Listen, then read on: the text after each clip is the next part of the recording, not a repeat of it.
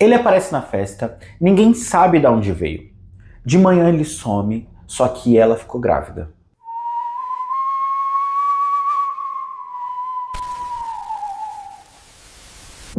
Gente, essa lenda funcionou como uma explicação social durante séculos na comunidade ribeirinha. E ela ainda, até hoje, tá? Até hoje em dia, ela funciona como fato verídico em várias dessas comunidades. E não é sobre superstição não, tá? É um fato que eles acreditam ser real. E o mais impressionante disso tudo é que o animal que deu origem a essa lenda, ele é real. E o comportamento dele é mais bizarro do que parece. Um bicho com um nome muito estranho. Inia geoffrenis. Pode ser muito estranho para você ouvir essa palavra, mas nada mais é que o nome científico de boto cor-de-rosa. E ele é o único da Amazônia, tá? É um golfinho de água doce, ele é extremamente sociável e tem uma inteligência muito complexa. E os naturalistas do século XVIII já se impressionavam, assim, como ele se comportava perto de humanos, sabe? Ele tinha um social muito próximo de humanos. Então era impressionante de observar. Ele não tinha medo de humanos. Ele se aproximava com uma certa curiosidade. É como se ele soubesse algo que a gente não sabe. E a lenda? A lenda diz que em noites de festa ele se transforma em homem. Só que essa transformação nunca é completa, tá? Por isso que ele usa um chapéu. Porque, se vocês não sabem, o golfinho ele respira por um buraco na cabeça, né? Não vou falar os termos técnicos, mas é um buraco na cabeça. E quando o boto se transforma em homem, ele não consegue fazer totalmente completo e o furinho ainda fica na cabeça. E é por isso que ele usa um chapéu. E ele não tira esse chapéu em hipótese alguma. Pode estar com chuva, sol, vento, noite, dia, fechado, aberto, sempre ele tá de chapéu. Ele nunca vai tirar esse chapéu. E ele é um jeito assim, ele é o famoso cafajeste. Ele dança bem, ele se gesticula, ele tem uma sedução bem calculada. E sempre antes do amanhecer ele desaparece. As únicas evidências que a gente tem são as pegadas que caminham até o rio e somem ali. Um fato bem interessante é que sempre depois dessa visita do boto, uma mulher da comunidade aparece grávida, sem explicação nenhuma, sem onde que será que foi parar esse rapaz, né? Aí que vem um detalhe do folclore que é bem legal. O filho do boto, ele nasce diferente das outras pessoas.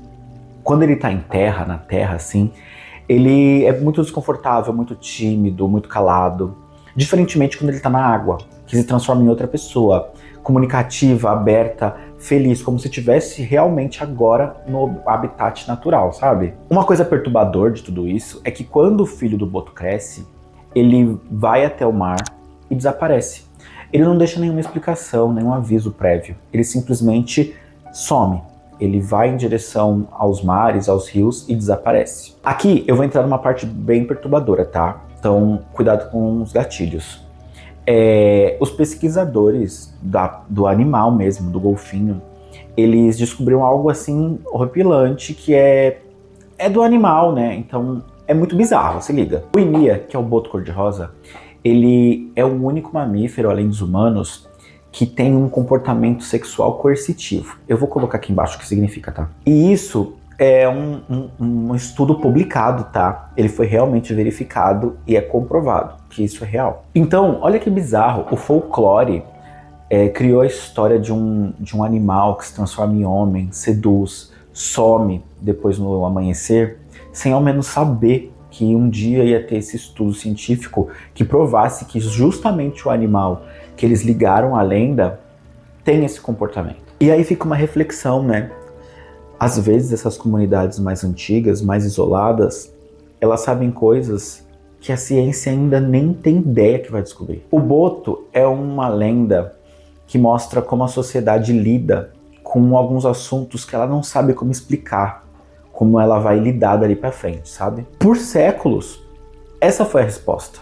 Uma moça grávida, após uma festa, onde o pai não assume o filho ou finge que nada aconteceu, foi... A melhor explicação para isso é que ela foi seduzida pelo boto.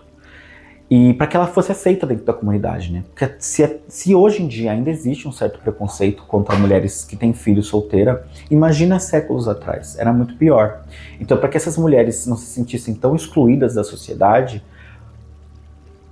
O jeito mais fácil de que ela voltasse a ser incluída era que ela tinha sido seduzida pelo Boto.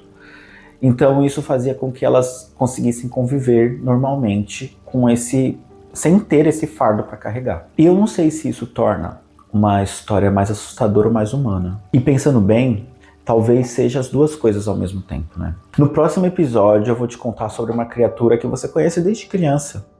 Só que muito diferente do que essas historinhas contam pra gente, né? Ela não é só uma criatura assustadora. Ela te devora.